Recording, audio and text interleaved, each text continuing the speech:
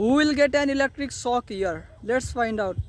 Option एमा हेरौँ, यो मान्छेले चाहिँ हट वायरलाई समातेको छ, त्यसपछि उसको खुट्टा चाहिँ जमिनमा छ, खुट्टामा चाहिँ उसले जुत्ता लगाएको छ। यदि हामीले उसले लगाएको जुत्ता चाहिँ पर्फेक्टली इन्सुलेटर मान्यो भनेपछि चाहिँ उसलाई करेन्ट लाग्दैन।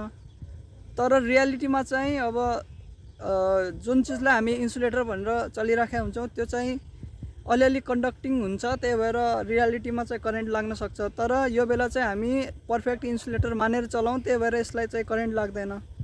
अब बीमा हेरौँ, बीमा चाहिँ यो व्यक्तिले चाहिँ हट वायरलाई समातेको छ, त्यसपछि उसको खुट्टा चाहिँ स्टुलको माथि छ। अब स्टुलको माथि छ भनेपछि स्टुल चाहिँ झन् राम्रो इन्सुलेटर भइहाल्यो, त्यही भएर यो केसमा पनि उसलाई करेन्ट लाग्दैन।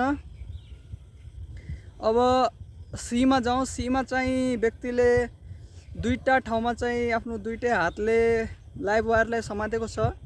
अब यो केसमा चाहिँ के भयो भन्दाखेरि उसको पुरा शरीर चाहिँ 230 भोल्टको पोटेन्सियलमा गयो। अब उसको दुईटै हातको पोटेन्सियल कति छ, 230 भोल्ट छ भनेपछि यहाँनिर पोटेन्सियल डिफ्रेन्स मिलेन। त्यसपछि चाहिँ उसको शरीरदेखि चाहिँ एकदमै सानो करेन्ट जाने भयो। धेरै जसो करेन्ट चाहिँ वायरदेखि नै जाने भयो, त्यही वायरदेखि जाने भयो। त्यही भएर यो केसमा करेन्ट बगे पनि अब यसलाई करेन्ट लाग्ने भएन, त्यस्तो सक लाग्ने भएन, त्यस्तो थाहा हुने भएन।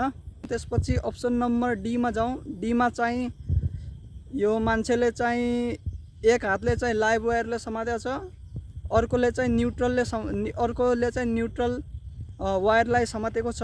अब यो बेला चाहिँ के भयो भन्दाखेरि लाइभ वायरको पोटेन्सियल हुन्छ 230 भोल्ट, अनि यो न्युट्रल हुन्छ 0 भोल्टमा हैन।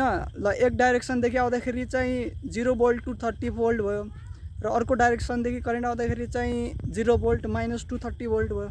अब दुवै केसमा चाहिँ भोल्टेज डिफ्रेन्स मिलिहाल्यो। अब त्यसको कारण चाहिँ के हुने भयो, यसको शरीरमा चाहिँ दुई डाइरेक्सनमा चाहिँ करेन्ट बग्ने भयो, एउटा यसरी अर्को चाहिँ यसरी, र यो केसमा चाहिँ उसलाई एकदम खतरनाक सक लाग्ने भयो।